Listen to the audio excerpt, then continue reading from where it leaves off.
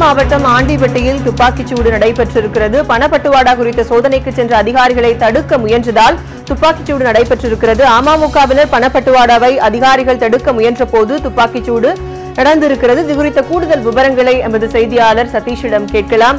சதீஷ், இந்த சம்பவம் குறித்த கூடுதல் விவரங்களை பதிவு செய்யலாம்.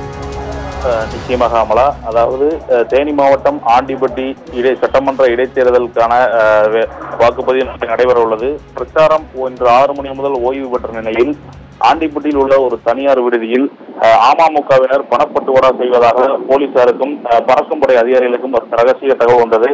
அதன் அடிப்படையில் அங்கு சென்ற பறக்கும் படை அதிகாரிகள் மற்றும் காவல்துறையினர் அந்த விடுதியை சுற்றி வளைத்து உள்ளே இருந்த பணத்தை பறிமுதல் செய்வதற்கான நடவடிக்கைகளை மேற்கொண்டனர்.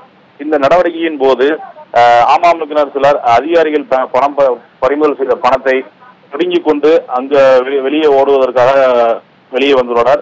இந்த சம்பவத்தை பார்த்த காவல்துறையினர் பணத்தை நோக்கி 4 முறை துப்பாக்கியால் சுட்டுள்ளனர். இதற்கு அடுத்தபடியாக அங்கு பணத்தை பிடுங்கிக் கொண்ட அமமுகவினர் இருள் சூழ்ந்த பகுதிக்குள் தப்பி ஓடிவிட்டனர். இந்த சம்பவம் குறித்து மாவட்ட காவல் கண்காணிப்பாளர் பாஸ்கரன் அவர்கள் சம்பவ இடத்திற்கு நேரடியாக வந்து அந்த கூட்டம் கூடியிருந்த அந்த உள்ளே இருந்த அமமுகவை தடியடி நடத்தி வெளியே கலைத்தனர்.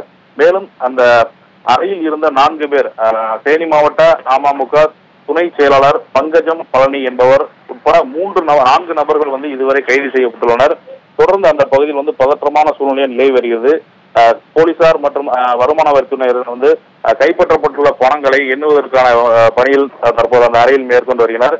கிட்டத்தட்ட 40 முதல் 50 லட்சம் வரை பணம் பறிமுதல் செய்யப்பட்டிருக்கலாம் என்ற தகவல்களும் வருகிறது.